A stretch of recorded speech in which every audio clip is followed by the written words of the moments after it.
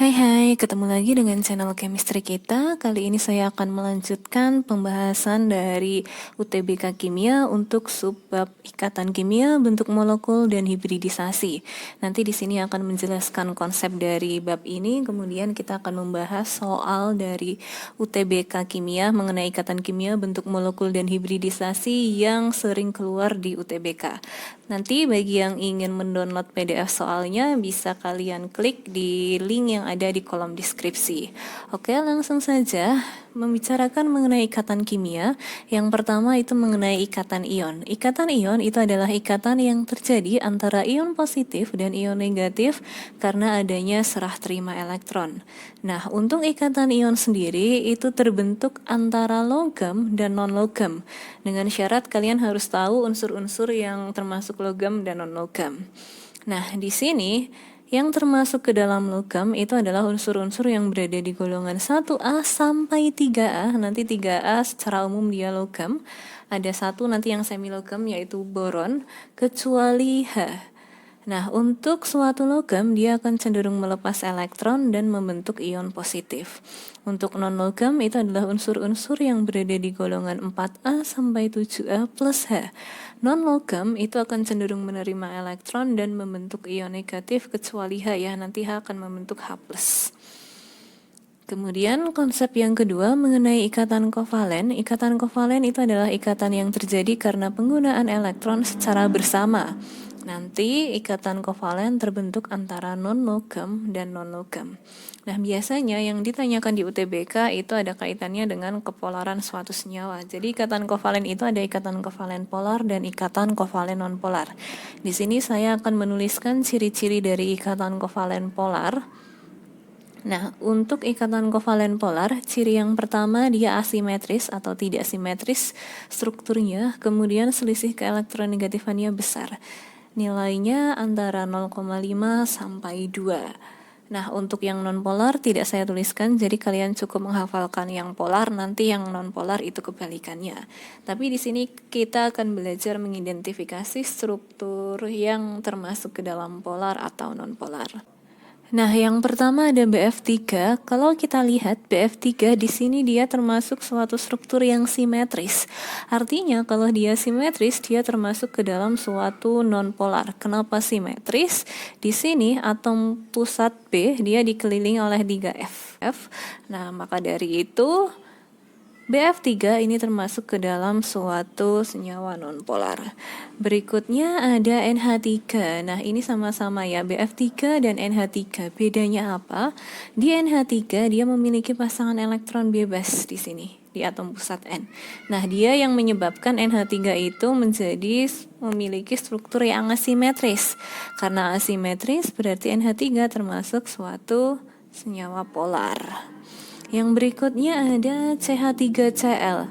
Kalau kita lihat sekilas, di atom pusat C itu kanan kiri diikat oleh H, yang atas Cl, yang bawah H. Kalau kita lihat 4 atom yang mengelilingi C itu sudah ada.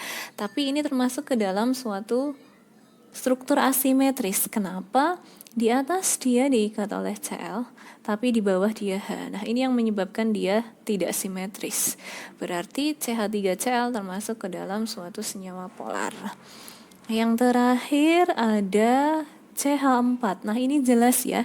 C dikelilingi 4H, ada atas, bawah, kiri, kanan untuk atom H yang mengelilingi C, sehingga CH4 ini strukturnya adalah simetris. Karena simetris berarti CH4 itu termasuk suatu nonpolar. Nah, seperti itu cara membedakan antara polar dan nonpolar.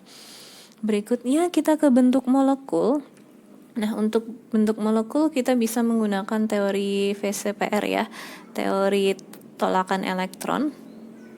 Nah, di dalam teori tolakan elektron atau VCPR ini nanti kita akan menggunakan konsep AXN EM, di mana A itu adalah atom pusatnya, Xn itu adalah jumlah pasangan elektron ikatan dan Em adalah jumlah pasangan elektron bebas.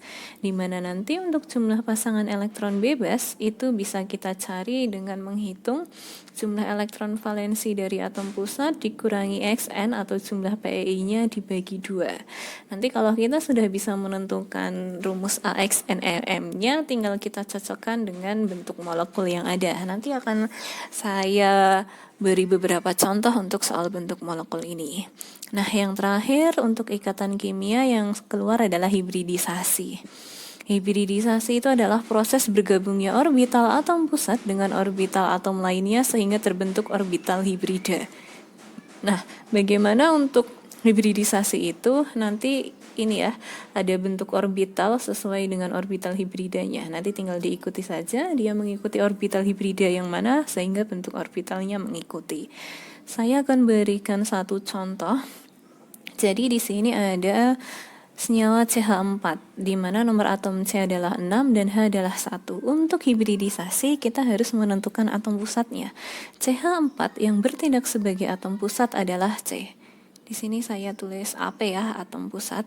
Nah, sehingga atom pusatnya ini kita harus konfigurasikan. Jadi karena C nomor atomnya 6, ketika kita konfigurasi berarti 1s2, 2s2, dan 2p2.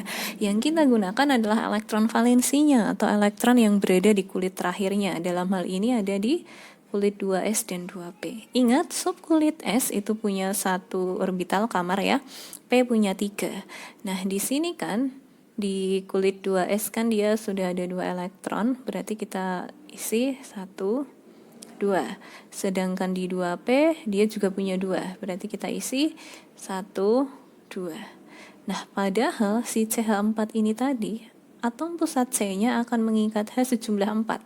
Artinya kita harus menyediakan 4 kamar yang isi elektronnya, jadi ada 4 kamar yang isi elektronnya masih sendiri-sendiri. Nah, di sini yang masih sendiri-sendiri baru 2, baru yang ini, yang pertama dan yang kedua. Padahal kita perlu menyediakan 4, sehingga bagaimana caranya?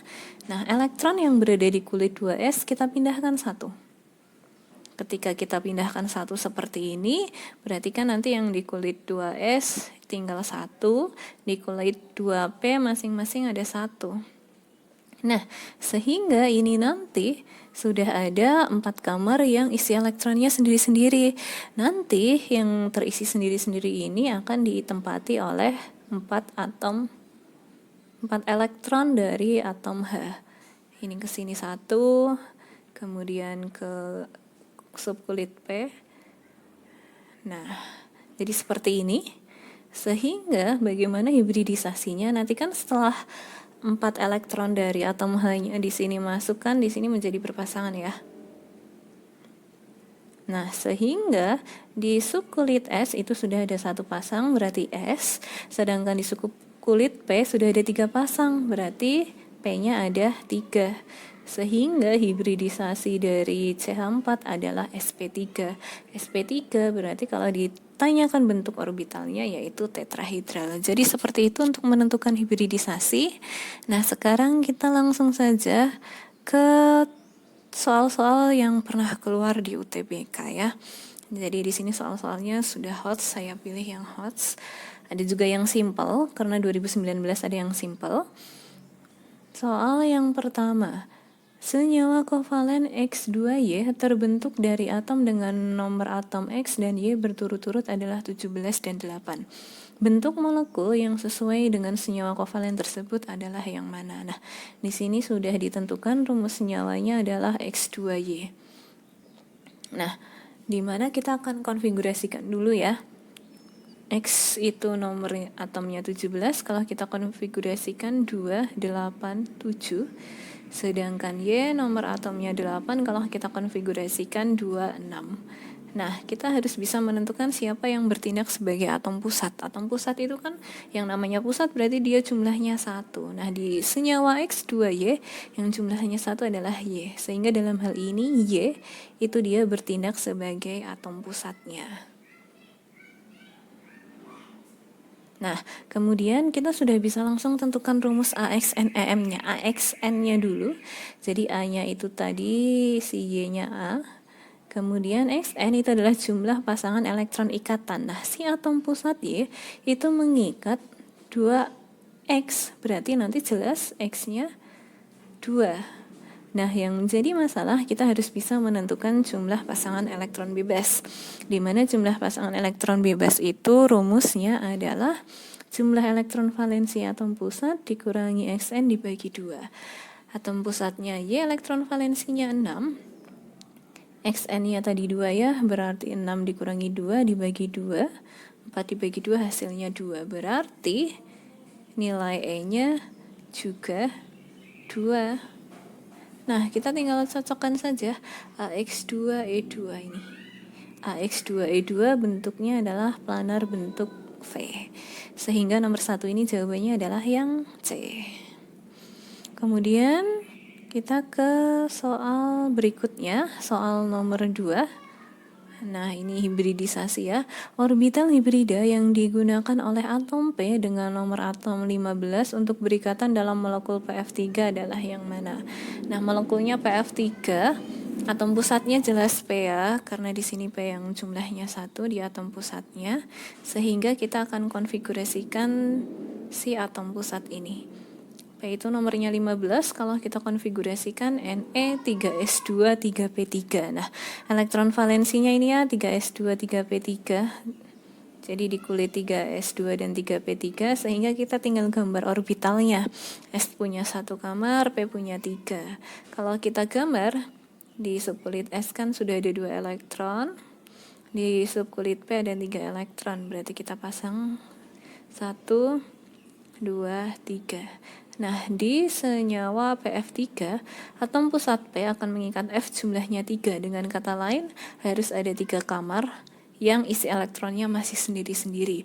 Kebetulan di sini sudah ada 3 kamar yang isi elektronnya sendiri-sendiri. Artinya kita tidak perlu memindahkan salah satu elektronnya. Nanti tinggal 3 elektron yang ada di atom F itu akan langsung mengisi di yang masih sendiri-sendiri ini. Ke sini 1, ke yang tengah 1, dan ke yang paling kanan juga 1. Sehingga nanti sudah akan berpasangan. Rumusnya S, kemudian P yang berpasangan tadi berapa? 3, berarti SP 3. Nomor 2 jawabannya adalah yang C. Berikutnya kita ke soal nomor 3. Jika nomor atom X adalah 5 dan Z adalah 9, maka pernyataan yang salah untuk senyawa XZ3 adalah yang mana? Oke, di sini XZ3. Kita analisis satu persatu saja. Yang pertama, terdapat ikatan kovalen. Nah, tadi ikatan kovalen itu antara non-logam dan non-logam ya. Nah, kita konfigurasikan saja. 5X kalau kita konfigurasikan berarti 1s2, 2s2, 2p1. Di sini elektron valensinya kan di sini 3 ya, karena berhenti di sp berarti dia golongan 3. Nah, hati-hati, suatu unsur yang nomor atomnya adalah 5 itu aslinya adalah suatu boron. Adalah unsur boron B. Nah, boron ini dia termasuk ke dalam suatu semilogam. Nah, tapi ketika dia berikatan dengan yang lain, dia akan cenderung sebagai suatu non-logam.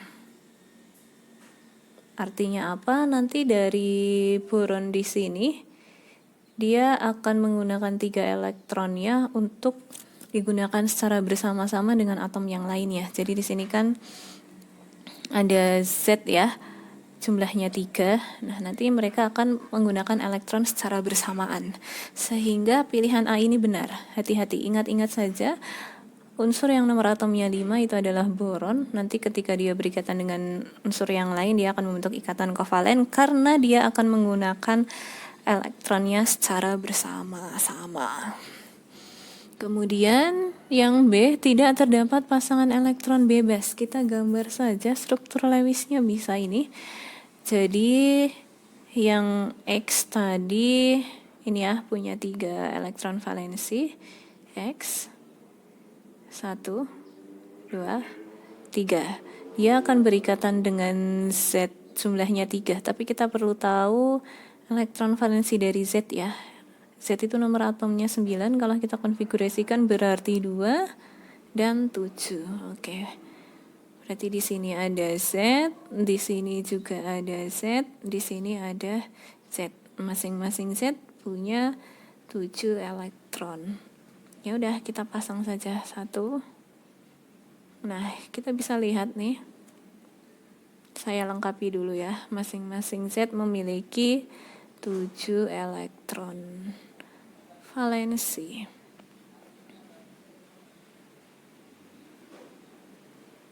Nah, nanti kalau ini sudah saya lengkapi, kita lihat saja di atom pusatnya. Dalam hal ini adalah X. X itu punya pasangan elektron bebas atau tidak. Nah, di sini si X itu dia tidak memiliki pasangan elektron bebas, sudah benar ya. Nih, bisa terlihat setelah saya lengkapi struktur Lewisnya, si X tidak memiliki pasangan elektron bebas. Artinya pernyataan B juga pernyataan yang benar. Kita harus mencari pernyataan yang salah. Oke. C, bentuk molekulnya segitiga datar. Oke. Jadi kalau kita rumuskan AX and EM-nya, kan X di sini menyimbolkan jumlah pasangan elektron ikatan di atom pusat. Di sini ada 1, 2, 3. Berarti AX 3, EM itu adalah jumlah pasangan elektron bebas di atom pusat. Atom pusat X tidak memiliki pasangan elektron bebas, sehingga rumusnya hanya AX3. AX3 ini sudah benar bentuknya segitiga datar.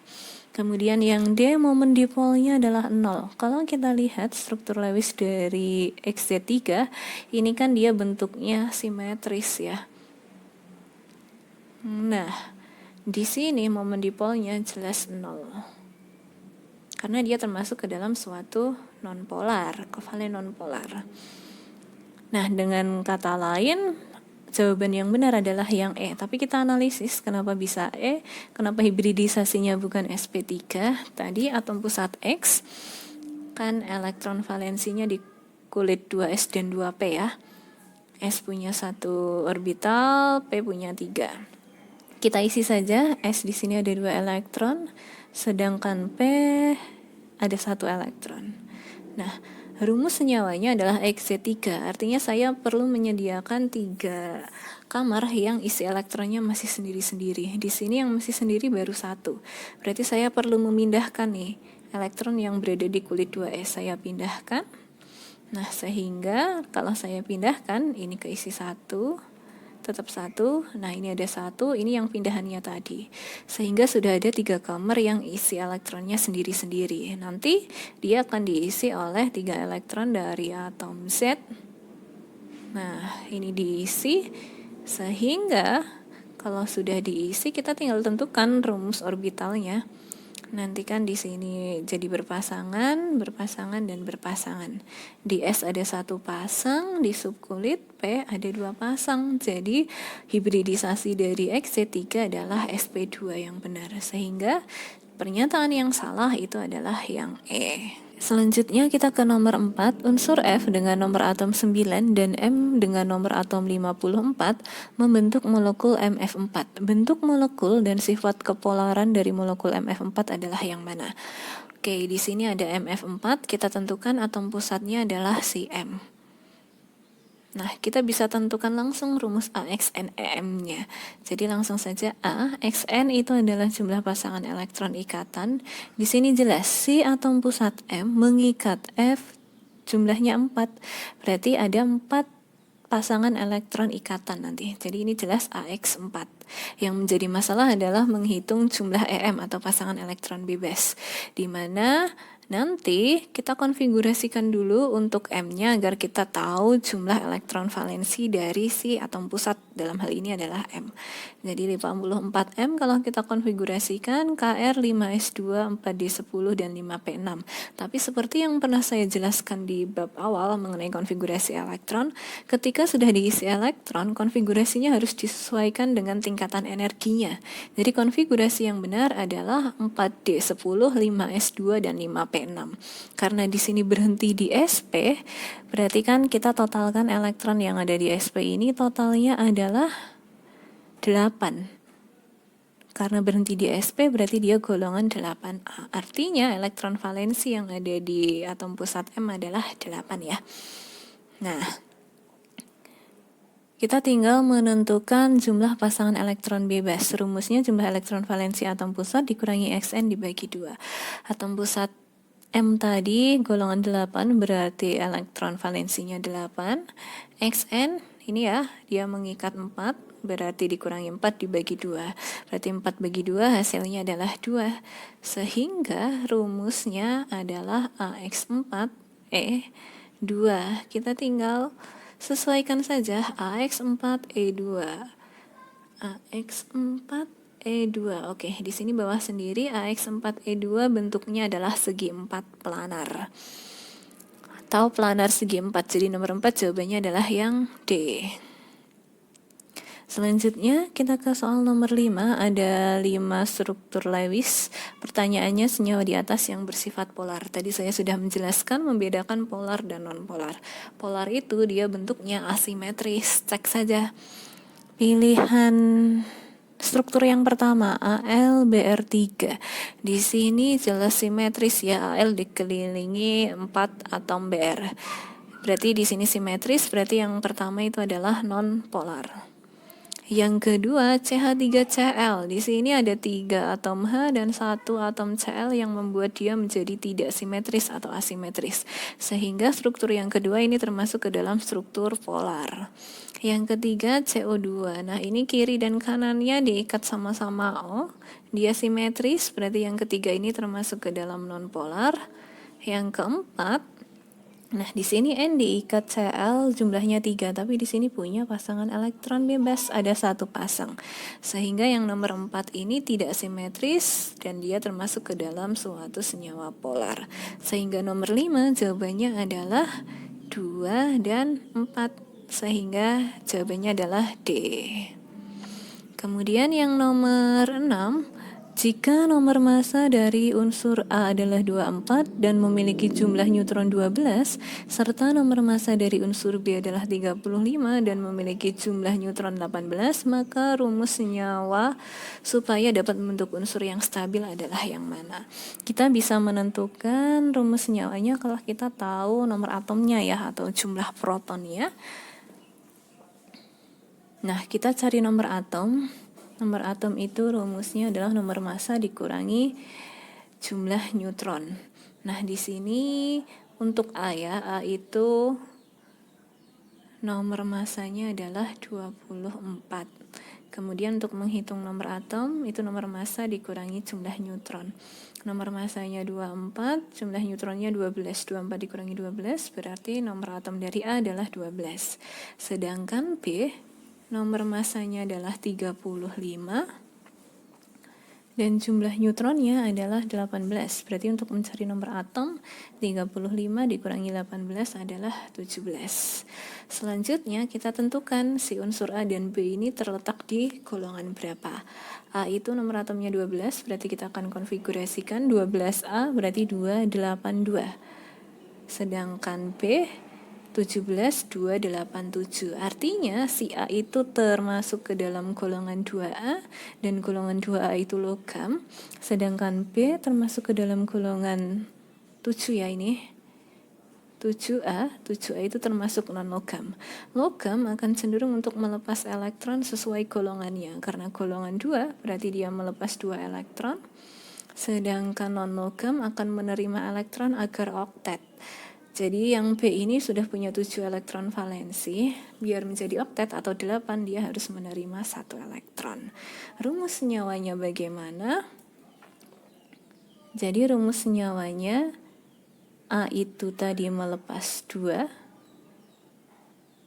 sedangkan B itu dia menerima 1. Kita tinggal silangkan saja angkanya.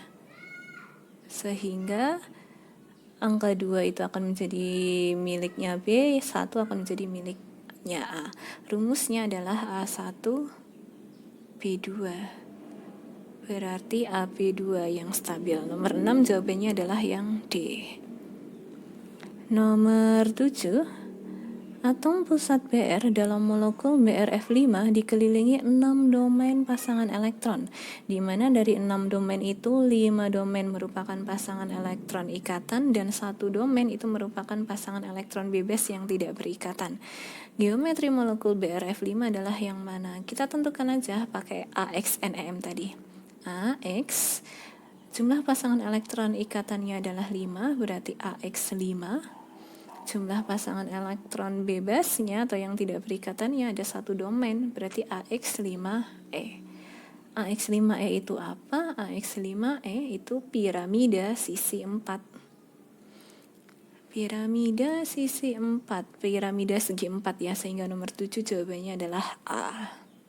Nah, itu tadi pembahasan dan kupas tuntas soal untuk materi ikatan kimia, bentuk molekul, dan hibridisasi.